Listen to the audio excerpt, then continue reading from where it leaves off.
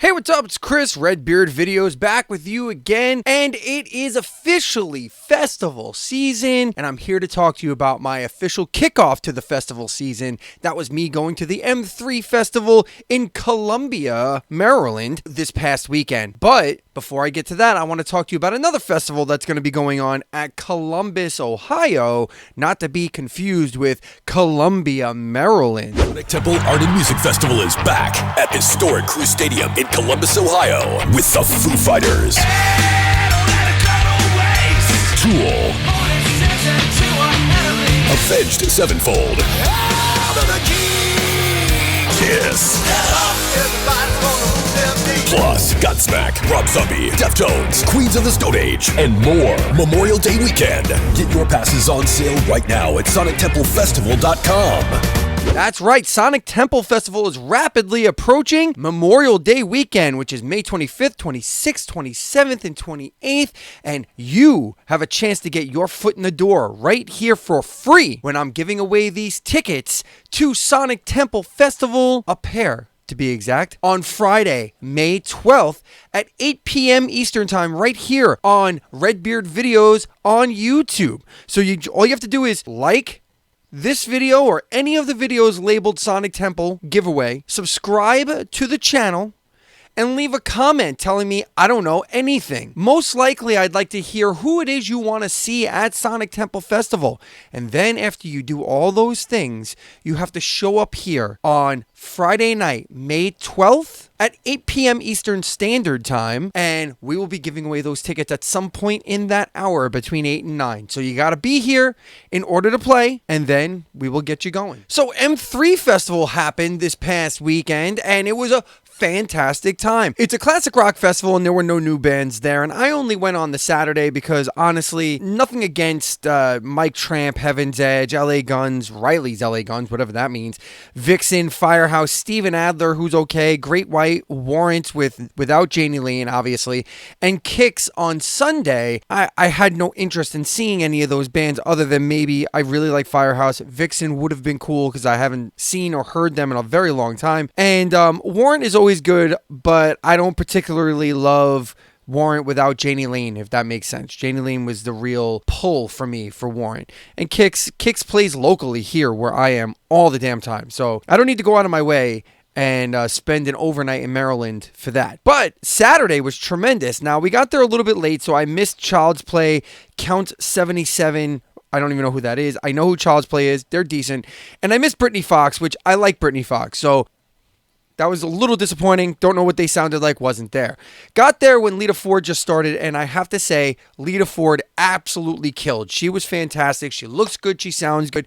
The band kicked ass. Bobby Rock is in her band, and he absolutely killed. They did a really cool rendition of Close Your Eyes Forever with their guitarist, whose name eludes me right now, but he sang really well. She sounded really good. She shredded. And they were really, really good. Her stuff sounds hella heavy, being tuned down a little bit through the new production of like a new live sound, I guess. So really, really good, really fantastic show. And it was a good way to start.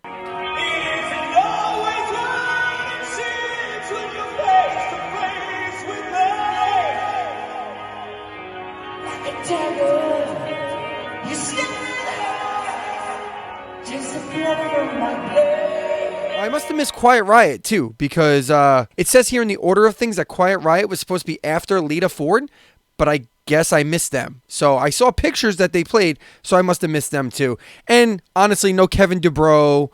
I don't think Rudy Sarzo's in the band anymore. I don't know. I'm not the biggest fan of Quiet Riot either. I like a few of their songs, so I can do without. I was here to see specifically Extreme and Styx, and I'll get to that in a moment. Slaughter came on, and there was a little bit of controversy with this one. So first things first, I'll get to the good. The good is Slaughter put on a hell of a show. I will say they had the best stage show, if that's a thing, like at this festival. Like, what is happening? Like the beard is just not agreeing with me today. They had the best stage show. Like, their screen stuff was actually pretty cool. They had a lot of cool graphics and interesting stuff, like that. And then on top of that, I believe their drummer was Zoltan Chaney, and he was tremendous. His drum solo was amazing. His performance style, if you don't know Zoltan Chaney, you should definitely look him up because he's a sick drummer. in terms of playing, and then he's a sick drummer in terms of watching as well. So he was entertaining to watch. They played a really good set list. It was a pretty solid set list. I would have liked to hear more from the Wildlife personally, but when you come to the realization that Mark Slaughter is just like, his voice is just not up to snuff anymore.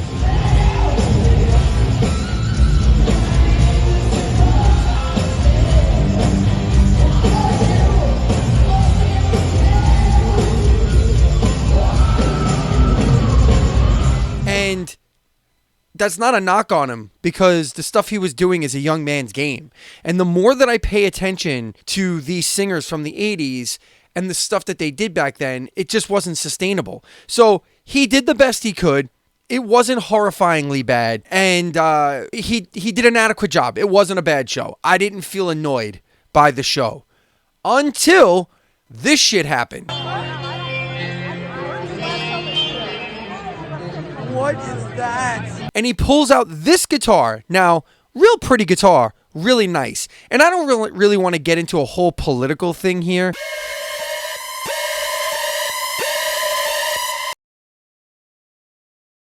Really quick, there are certain things that, because I don't talk about politics on this channel, okay? Like, it's not something I do. I do music, I do entertainment, I try to have fun. But when I have something shoved in my face and I have no other way to deal with it, and I have to endure it, I'm going to comment on it at least, okay? I'm not going to sit here and completely shit can and talk shit on Slaughter for this reason. But Mark Slaughter here is putting out a very specific political statement here, which is Blue Lives Matter, which is one of the sillier political stances to take, honestly, because it doesn't compare.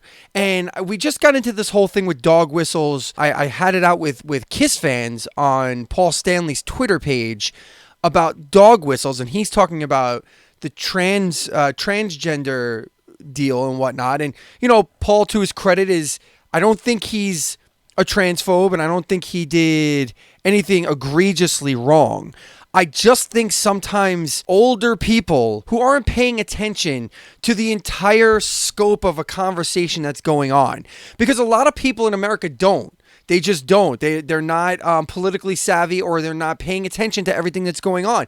So the best example I can put for all of this is All Lives Matter versus Black Lives Matter. During the height of the Black Lives Matter movement a few years back, those who were opposed or were frustrated by the Black Lives Matter movement would say, well, all lives matter. And obviously, in the most literal of terms, all lives matter is a fantastic thing to say, because it's true. Every life does matter, right?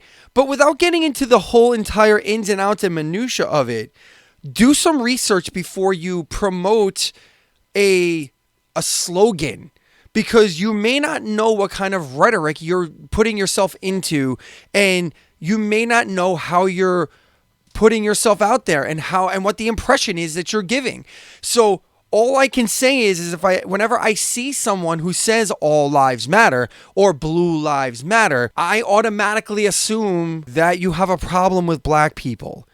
I don't want to say that you're a racist, but my immediate assumption is that either you have a problem with black people fighting for their equality, or you're not paying attention and you're ignorant to what you're saying. And that's just a harsh truth. I've said plenty of ignorant things in my life, so I own that. I've made these mistakes before. This is why I have chosen, because I have teenage children who are in this generation. So I have chosen to be up on what is the right and wrong things to say. And you may call me politically correct or a snowflake or whatever, and that's fine. That's up to you. I'm not saying you have to like what I'm saying or dislike what I'm saying. All I'm saying here specifically is that Mark Slaughter showed me who he was, one way or the other. Either he has a problem with black equality, or he's ignorant to what Blue Lives Matter means. And he can choose to either, I'll tag him in this video. I have no problem with that. I'm not afraid of him. I don't even mind having an open conversation with anybody about this. That's not what this is about. I'm open to all of it. I don't think he's a bad guy. He's probably fine. But you have to know that in America, when you say certain things, there is a meaning attached to everything you say. And that is the state of America right now, for better or for worse. That's what it is. So I was sitting there enjoying Slaughter, and then all of a sudden this guitar comes out. Really nice looking guitar, well designed, but it is undoubtedly a Blue Lives Matter guitar, and there's just no way around that. So I had to make a comment about it. And now I will move on. After Slaughter came a band called Voyage, who was not on the poster and not announced as one of the bands. And the reason why is because the first disappointment of the entire festival was that news that Extreme had to cancel because of a very severe knee injury, is what they're calling it, to Extreme's legendary guitarist, Nuno Bettencourt. Now, this was extremely disappointing to me because as much as I was looking forward to seeing Winger, I was very much looking forward to seeing Slaughter, because Slaughter was technically the very first band I've ever seen in concert. Slaughter opened for Kiss back in during the Hot in the Shade tour in 1989, and that was the very first band I saw. It was because I missed the very first band, which was Little Caesar, so I didn't watch them. And then Slaughter was the main support for Kiss, and Slaughter was the first band I sat and watched, and I really enjoyed them, and I bought a shirt, and it was cool. Big fan of Slaughter's music. Little less of a fan of the person at this point, but really enjoy their music. But as excited as I was to see Slaughter and Winger and Styx for like the 100th time, because I love those guys and I have a nice connection with them, through their management and whatever. So I'm really tight with Styx, one of my all-time favorite bands. It's always a pleasure to see them. But I was excited to see Extreme. I love their new music, the stuff that they're putting out. I'm very excited for the new album, and I haven't seen them since the 90s either. So I was super excited, and to find out this information was very disappointing. However, the surprise of all surprises was when this band Voyage came on. And Voyage, I heard, was a Journey tribute band. And I was like, okay, whatever. They grabbed some local-ish, tribute band, and they're going to entertain us with some 80s Journey for a while. That's fine. Dude, this band was sick, like absolutely absurdly good. And I heard and looked at this singer, and I was like, this dude sounds like Steve Perry. But even weirder than that, he looks like Steve Perry.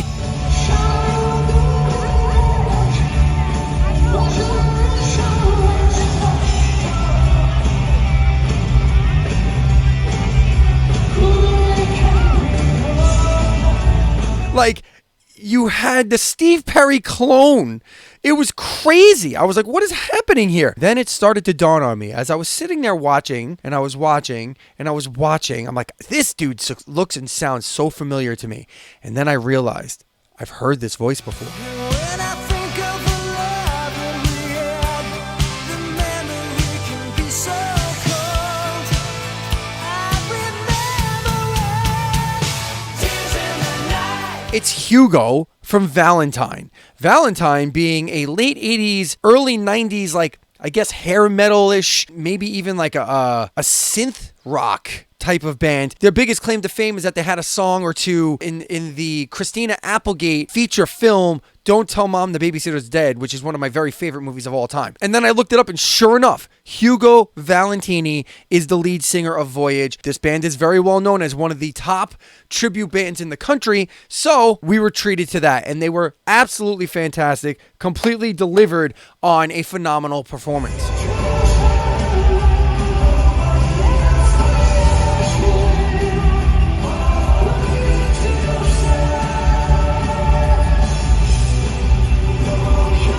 After Voyage came Winger, and Winger was awesome. Despite the fact that Kip Winger that he commented multiple times on having voice issues, he sounded phenomenal. Rod Morgenstein's a beast, produced a phenomenal drum solo.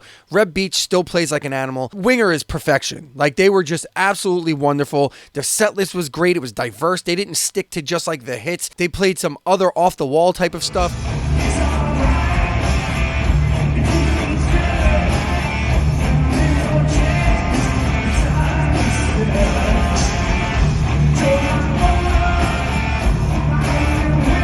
Winger was great. Like, Winger was really, really good. Probably, all in all, Winger was probably the best band there, except for Styx. My only knock on Styx, and I'm not even going to go on about Styx all that much, only because I've done reviews of their shows before.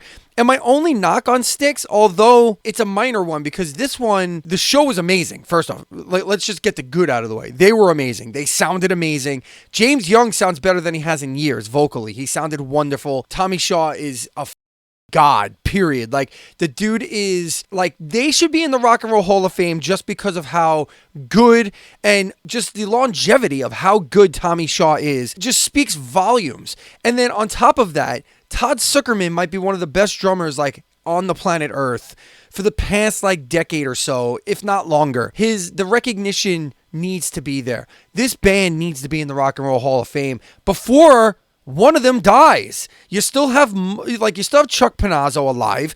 Dennis DeYoung is still alive. James Young is still alive. Like, you have three of the main core together. Like, they're not together. Dennis DeYoung's not in the band still. But you have three of the main core still alive. And then on top of that, you have Tommy Shaw, who's been in the band for 4 decades now. You have Lawrence Gowan, Ricky Phillips, and Todd Zuckerman, who have been in the band for like 20 years plus now.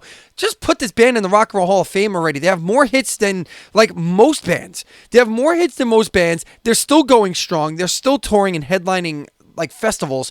Just do it already. God, why do I have to get pissed about this?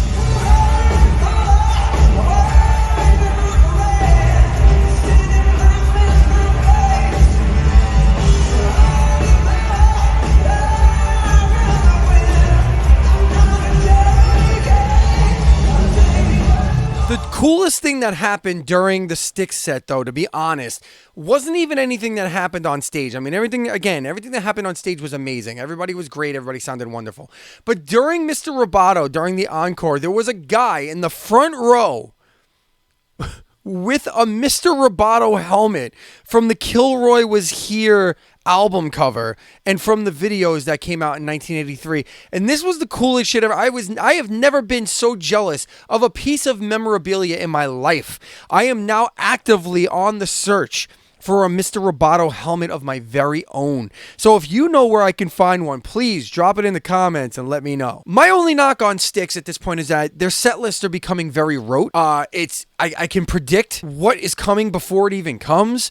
I know what I'm going to hear before I even walk in, other than they opened the show with a different song this time. So that was hella cool. I thought that was super cool. They opened with a song from Crash of the Crown. I truly appreciate that. I think it's really smart to do that too, because they do know their audience and they do know the fact that their fans will get up and go to the bathroom. Like, I did notice when they played the second song from Crash of the Crown, which was the title track and probably the best song they played all night, and everything was phenomenal, but it was just so great to hear the new songs and hear how tight and good they were, and to open with one of them, so these people have no choice but to deal with it. I think that's awesome. I love the new stuff so much, and I wish I would hear more of it. I am shocked that they basically completely ignored the mission at this point with such great songs like Radio Silence and Gone, Gone, Gone and 1,000 Miles from Home, A Million Miles from Home, and just so many great songs on that record that I'm surprised they don't play more of it live. But I do understand that they're trying to keep their core audience happy, which is those who love 75 through 83. I get it. I totally get it. I can't go too hard on this criticism. Just as someone who's a huge fan, I would love to hear more oddities from that time period. And I'm sure we would in a full headlining show. A festival show is a little bit different. So overall, M3 Festival was fantastic and a great kickoff to anybody's festival season. Like, if you have a chance next year or any other year in the future to go check out M3 Festival, I highly recommend it, especially if you're into nostalgic acts. This is a very good nostalgia festival. I know that Rocklahoma started as kind of a nostalgia festival, and now it's gone the way of every other festival in America where they have a lot of modern bands, and that's cool. I think this is cool that they've stuck to the core premise of nostalgia festival. This is where the classic rock bands are going to come and play, and it's going to be a big classic rock festival, and I think that's cool. I think that's a really, really cool thing, and I hope it stays that way for the foreseeable future. I, for one, will definitely try and go every year going forward. The venue is cool. It was easy to get in and out of. Like I parked in a parking garage on like the 6th level, and I thought I was going to be stuck there for hours looking at the amount of people were there, and I got out. Like I got out in like a half hour. Like it took no time. So it was really, really cool. So check out M3 Festival in Columbia, Maryland next year and every year going forward. If you were at M3 Festival, what did you think? What was your favorite performance of the weekend? Tell me about Sunday, because I wasn't there on Sunday. Next year, I'm going to try and go for both days. And since this is the beginning of festival season, I need to say it one more time. Sonic Temple Festival, Memorial Day weekend, May 25th, 26th, 27th, and 28th. If you don't win your tickets here, purchase tickets. I think they're still on sale. I don't think they're totally sold out. Check it out. You got Kiss, Rob Zombie, Avenged Sevenfold, Queens of the Stone Age, Foo Fighters, so many bands. So there's like 50, 60, 70 bands playing. It's ridiculous. Check it out. And I'm giving away tickets here Friday, May 12th, 8 p.m. Eastern Standard Time. Be here. Thank you so much for being here, as always, as I so much enjoy being here with you. And until next time, we'll catch you later.